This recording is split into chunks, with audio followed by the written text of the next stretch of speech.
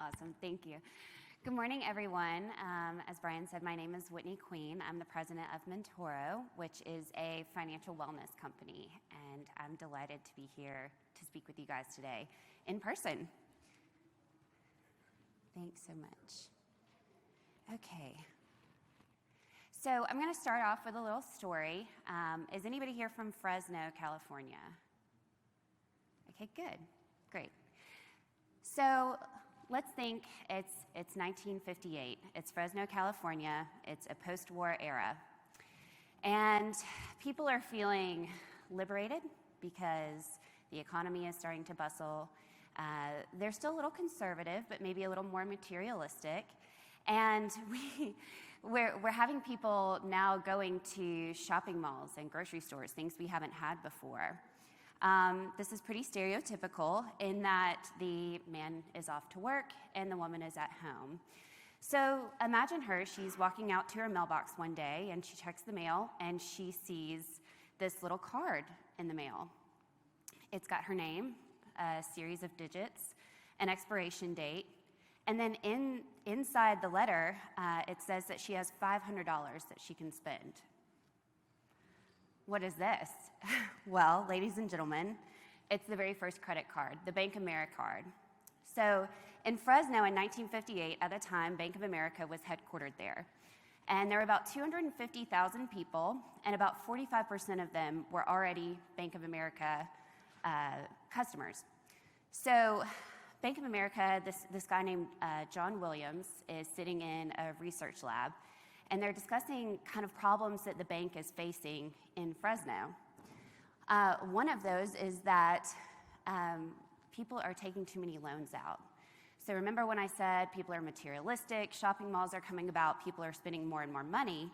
Well, the banks are now having to give out loans, and while that's a good thing, it's also a bad thing because they're extending too many loans and experiencing too many loans, I guess, more so than the money coming back.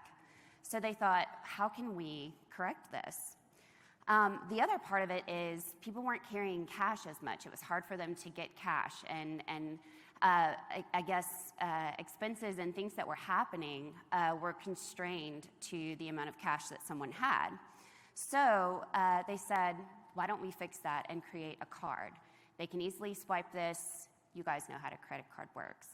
But unfortunately, what happened is the people grabbed a hold of this. I mean, if you at that time got $500 free, or so you thought, you would probably go crazy.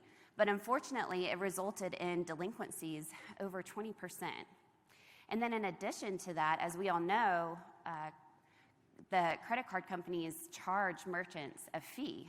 So at the time, the merchant fee was 6%. So all the merchants in Fresno are going, we can't have this. This is not going to work. But it caught on like wildfire, as we know. Now today, credit cards are used and leveraged in so many different shapes, forms, and fashions. So it clearly stuck on. And this, ladies and gentlemen, is by definition redefining the concept of money. This right here, John Williams inside a room thought, here's a problem, here's a solution, let's go for it. And now it's one of the most used versions of money. So when we think back historically, there are so many different ways that we have leveraged quote unquote money, from grains back in the beginning all the way up to kind of banknotes, or today where you can use an app on your phone. We're constantly evolving, constantly changing the way that we perceive money. So today, in fact, when they told me about this topic, my mind went in 42 different directions. I mean, it's a pretty ambiguous topic. We could probably sit here all day and talk about how we're redefining it and what all of our perceptions and theories are. So hang with me, but I have narrowed it down to 3 different topics. So we're going to talk about some basic money concepts. From there, From there, we're going to move on to some economic impacts, and then we'll round it out with some New Age concepts. So let's start off with the definition of money. So we have a very technical definition, of course, but I want you guys to think about what it means to you. So maybe call out some things of what money means to you. Freedom, that's a popular one. For me, it's options. I like having options. I like being empowered to make decisions and have that flexibility. Maybe it's knowledge. Maybe it's, I love the financial freedom. But maybe it's something more tactical, like maybe it's just an exchange. I give you this for that. Let's take a look at the actual definition. So money is an economic unit that functions as a generally recognized medium of exchange for transactional purposes in an economy. It's a measure of value or a means of payment. So I've highlighted a way to shorten that and make it less wordy. Money functions as exchange for purposes of value, Keynote value, or payment.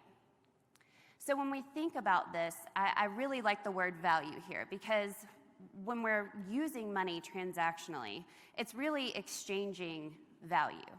So I believe this costs this much, and I'm willing to give you X for it. Okay, so Michael Douglas, also known as Gordon Gekko in our favorite Wolf of Wall Street, says money itself isn't lost or made. It's simply transferred from one perception to another. So kind of thought-provoking. In my mind, one universal perception of money is the concept of value. And I truly believe that it's the value that carries the weight here. So let's look at some statistics. So 59% of Americans admitted to living paycheck to paycheck. Wow, that's a lot. Even more, 64% of them can't meet a $400 emergency. It's kind of sad. But it's such a big thing. One of my colleagues even wrote a whole book on borrowing $400. So it's definitely a big piece. And then here's the saddest part to me. 18% of those individuals make an annual salary of greater than $100,000. So that's not an income problem. That's an outgo problem, right? So what that tells me is these financial matters are a top cause for stress, and it shows a major disconnect between how we're spending money and how we perceive the value of money. And one reason in my mind for why that is behavioral finance. So behavioral finance, has anybody heard of this concept before? Okay, we've got a couple, that's great. So for those of you that are new to the concept of behavioral finance, it's the study of the influence of psychology for financial causal sequences. In other words, it's why you spend money, how you feel about money, why you do what you do with your money, right? So there are three key areas of behavioral finance that I'm going to touch on today. That's inertia, myopia, and loss aversion. So we're going to take it back to science class in 8th grade, and we're going to talk about a couple of these concepts. The first is inertia, or the unwillingness to change. So imagine that you are one of the individuals that fits into those statistics on the previous slide. You can't make a $400 emergency. You're living paycheck to paycheck, and clearly you've got some strong debt problems going on.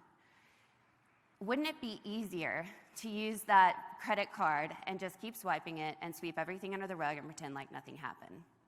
We live in such an instant gratification society that we don't really want to acknowledge that maybe we don't have enough money to make ends meet. So therefore, that inertia is kind of fighting against us to make that change. It doesn't feel good to have to pay down debt. It doesn't feel good to not be able to go out with your friends or buy this big house or whatever. It feels good to do those things, but the repercussions catch up quickly. So individuals are struggling with inertia to take that first step. The second is myopia. So funny word, but really serious impact here. So myopic behavior is essentially the inability to see yourself in the future. So to give you an example, let's imagine a millennial.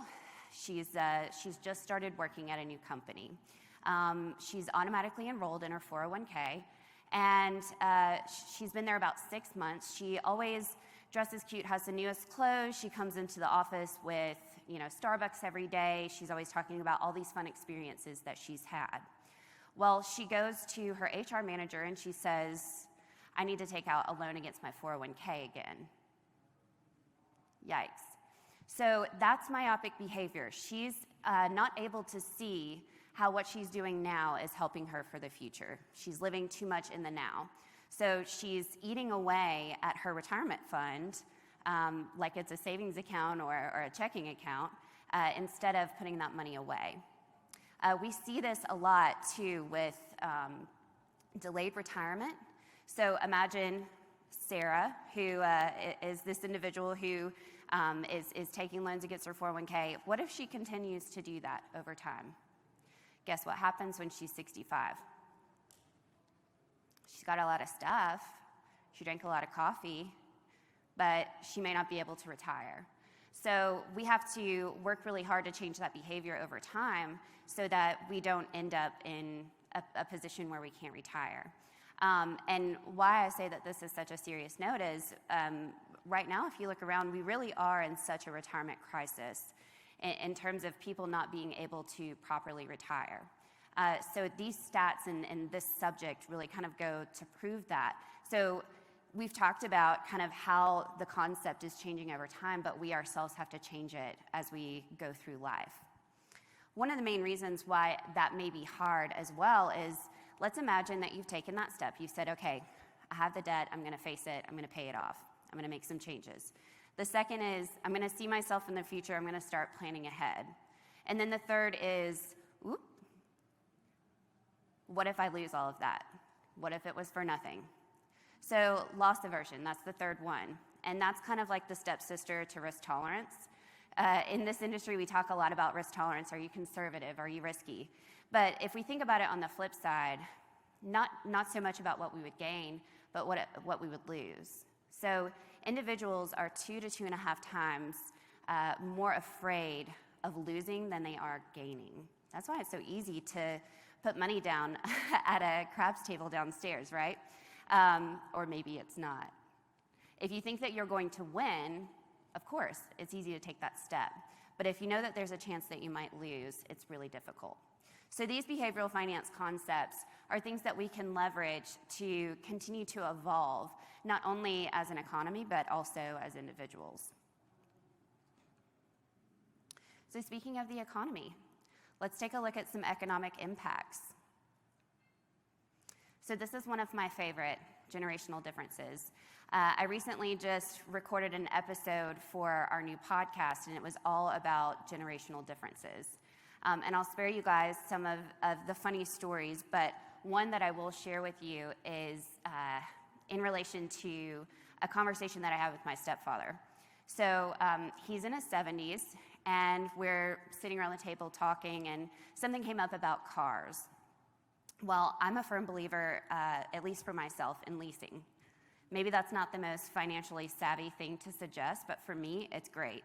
Because here's the realistic component. If I own my car, sure, I'll take it once a year or once a quarter to get the oil changed, and I'll make sure it has gas, but I'm probably never going to rotate the tires or figure out how to do all those things by myself. If I get into a wreck, immediate depreciation on top of the depreciation I got when I drove it off the lot. All these things are kind of running through my mind when I can say, maybe I'll just lease instead. I'll bundle up all my service in, and then, every 3 or so years, I can get a new car that's reliable. Definitely a different school of thought, for sure, but my stepfather and I are kind of talking through this, and he adamantly is against that belief.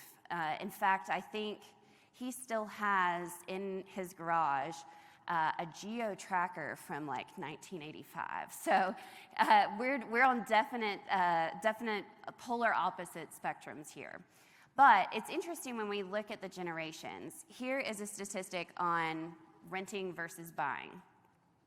So I would fit into here in that 30% category, where I would probably be more apt to rent than buy. Maybe that's my car, maybe that's my home.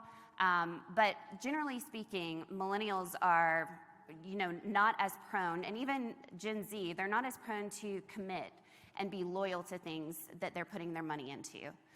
They're like thinking, I'll take it for now, and then I'll move forward. And if I still like it, then I'll keep it. If not, I'll get rid of it and get something else. Versus the older generations are more apt to hold on to it forever, be extremely loyal to it and committed to it. So is that something that maybe changes as we grow older as individuals? Will I one day feel the same way as my stepfather? Or is that something that is purely because of my generation and when I'm growing up in the world? So let's move along to socioeconomic impacts. So we all know, whether you've seen it in the news, felt it personally, or experiencing this at your workplace or in your home, wage equality, gender roles, societal trends, racial injustice, these are all things that are happening, and they're all impacting the way that we view money and the way we spend money and the way we earn money. But to steer away from many political conversations, we'll focus on three main areas. So the first is occupation. With the onset of technology, it's amazing how much that's changed the landscape of jobs. We tend to focus on the jobs that have been lost because of it, but let's think about the ones that we've gained. Programmers are some of the highest paid individuals these days. Also, you can make money just by putting a video up of yourself on social media and being an influencer. You can sell products from your home. You can do all these different things now because of technology that you never could before. The second is education. So education has dramatically changed the landscape of how we earn money and how we spend money. We're becoming more empowered because we're learning about money. We're becoming, more educated in terms of degrees, trade work, so many different things. There are individuals who maybe have one career, they go back to school and have a whole other career. So this is dramatically changing the landscape. The third is income and wealth. So the average income is now 49% higher than it was in 1970. 49%. That's pretty wild when you think about it. So in the beginning, we talked about it was 1958 when Bank America came out. 1958 is not that far from 1970. Imagine what that leap is from then. So I'd be remiss if I didn't talk about the pandemic. We, I'm sure, have all had our fill of talking about the pandemic, so I'll focus on it in a little bit different light for this slide. So from furloughs to lockdowns, we have kind of experienced it all. And certainly one of the biggest impacts was on money itself, right? But three areas I think really stuck out. That's time and convenience, technology, and survival. So time and convenience, let's think about that. Not only did we start working from home, which I don't know about you guys, but that actually made me more productive. Not having to deal with the daily grind of driving into work and dealing with all the chaos of being in an office and all the distraction, I could actually get focused and get right to work first thing in the morning. So that was a major convenience, and it saved me tons of time. Also, we saw all of these companies kind of building up around these two factors too. Think about DoorDash. Think about Uber Eats. Those are huge, huge companies now. Think about Zoom, poor Skype. They were around a long time ago, and no one talked about them when the pandemic hit. Zoom scooped right in. So all of these companies and concepts kind of built off that time and convenience factor, which leads me to the next one, which is technology. Again, with Zoom and all of these different components that came about, we now were connected more so than maybe we ever were prior to the pandemic. Exchanges were happening more frequently. Amazon, I mean, they had Amazon Prime and all of these things before, but as soon as the pandemic hit and we went into lockdown, the amount of one-click spending skyrocketed. So maybe that's a good thing for the economy, maybe not such a good thing for our wallets. That's maybe for you guys to decide and how that relates to your habits. And then the third is survival. This obviously has impacted so many different individuals, not only from a health perspective, but from a job perspective. So many different people were laid off, furloughed, so many jobs changed. trajectory to make money changed, but it also kind of brought people together, and it caused us to focus on some areas that are really key and really important. So we got things like the stimulus, we got the CARES Act, we got all of these different things to kind of jump in and aid and help, which hopefully helped individuals flourish a little better, as well as the economy. So let's look at a business impact. So these are all some different major industries here. So this is breaking down the 20.5 million unemployed. Wow. So obviously the biggest is food, travel, and events. How many of you, is this the first time you're back in person at an actual event? Yeah, me too. It feels great, right? But just think about all of those that were kind of left out, all the restaurants, how that changed. The other that I think is really surprising is the services, 16%. So that's hairdressers, professionals like you guys, financial advisors, lawyers, all of these different individuals who had to dramatically change the way that they functioned as a business. So did that impact your bottom line? I'm sure. Did that impact the way that you work with your clients and customers? Absolutely. So one of the big things is that small businesses were impacted so much. They were hit so hard. In fact, I think the statistic here is that most only had $10,000 in monthly expenses and 2 weeks of cash on hand. So, I mean, we're not even 2 weeks through the first lockdown, and several small businesses were impacted. So let's look at recovery, and let's redefine recovery. We're sitting in a pretty interesting spot right now in that vaccines are readily available. We're all here for the most part, not masked, hopefully vaccinated or taking precautions, but this was not even something that was possible half a year ago. But as we look to the recovery and how that's going to impact the economy and individuals, several folks are saying that it's going to be K-shaped. And I believe this is the first time in history that we might actually see a K-shaped recovery. So for those of you who are not familiar with that, a K-shaped is essentially the shape of a K. And what it's suggesting is that due to probably pre-existing issues, folks are, half the population is going to go one way, and the other half is going to go another way. So let's think about that. Let's split this room in half. If this is correct, this half of the room, you're going to flourish. And the good habits that you had in place before the pandemic are only going to get better. And then this half, you're going to go in a downward trajectory. So what does that mean? That could be pretty bad, right? So we have to, again, rethink how we view our money. We have to continue to adapt. A lot of people talk about how we had to adapt so much at the beginning of the pandemic, but we're still in that phase of having to adapt. Stimulus is not going to be around forever. These other aids that kind of Band-Aids and programs and all these things that have been created to help us, they're not going to be around forever. So what's this half of the room going to do? What are those businesses going to do? So with that, let's talk about some new age concepts. What are some things that we can do? Well, we have to, again, touch on the technological impacts.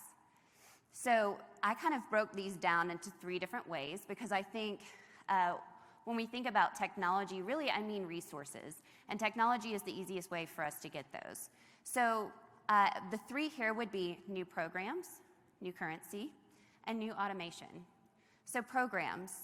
So this could be everything from mobile deposit to digital wallets, credit cards, anything like that. So we have PayPal, Venmo, balance transfers, all these different things going on that we didn't have before. So we can be somewhere, talk about something that, let's say, I want your computer. So how much would you take for it? Wow, okay. Maybe not that computer, but Just kidding. But I could very easily just say, okay, I'll take that computer and I'll shoot you $1,000 over on Venmo right now. Easy peasy, done. So how many transactions can we have when things are that quick and easy? And if we're all coming together and we're all talking about different things and brainstorming together, what are the things that we can accomplish? The next would be new currency. So my goodness, if I hear about Bitcoin and Dogecoin and all these different things, does anybody follow any of that? Yeah, lots of people. Great. It's pretty interesting, right? But we have these new currencies. If you're not super big into Dogecoin and Bitcoin, maybe it's day trading. Maybe it's gambling. We are in Vegas.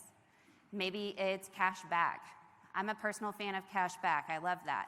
I think it's super cool that I can go somewhere, buy one thing, and get 2 points for every dollar I spent.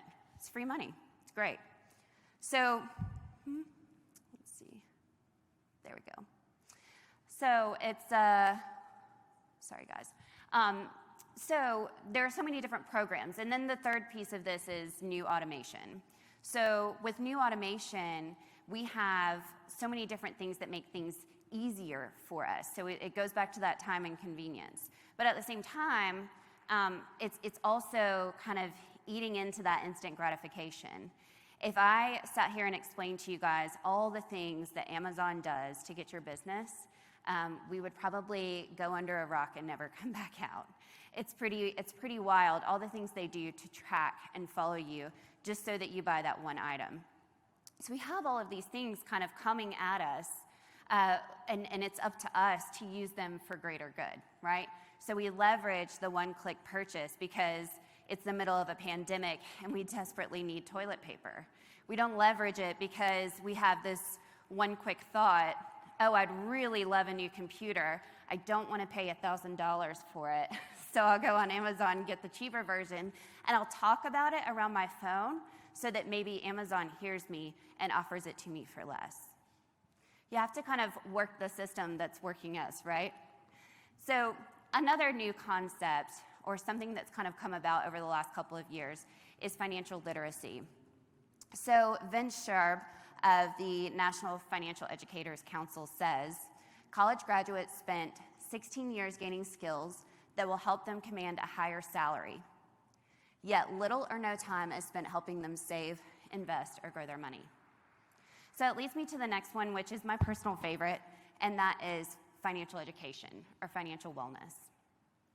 So at Mentoro, we focus on providing financial literacy to individuals. We're not learning about this in school, as Vince says. And some people are not fortunate enough to have parental guidance or mentors, peers, to help educate them. And as we discussed with the generational differences, maybe folks are not able to keep up with that. So advice I could get from my mom may not even be applicable to me today. So we've got to do our best to stay educated, stay empowered, and stay engaged when it comes to our finances. Has anybody utilized financial wellness or financial literacy? Yeah? Great. So 10 years ago, it wasn't really even a topic of conversation. We were seeing some kind of new age things come into the industry, like automatic enrollment and automatic escalation, which were helping people, playing into that behavioral component, but never really anything outside of the fiduciary responsibility to truly educate people on what this means for them.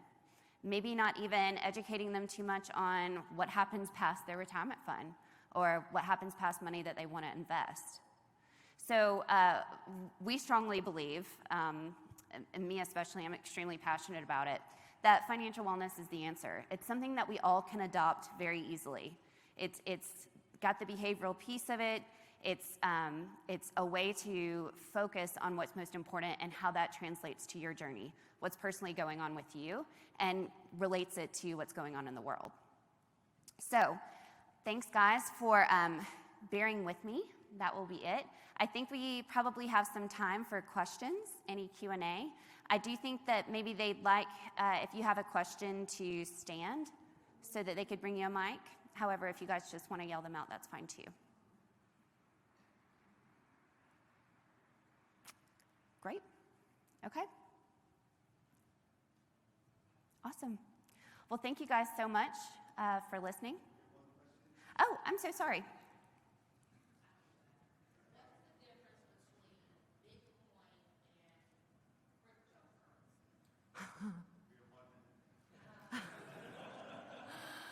How can I wait out that clock and not answer that question?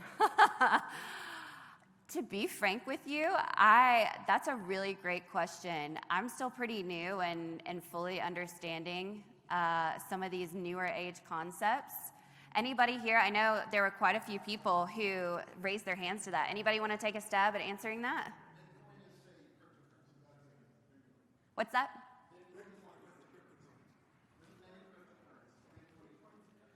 There you go. Sums it up really nicely. Thanks, guys. Okay. Awesome. Thank you, guys. It's been wonderful to talk with you today.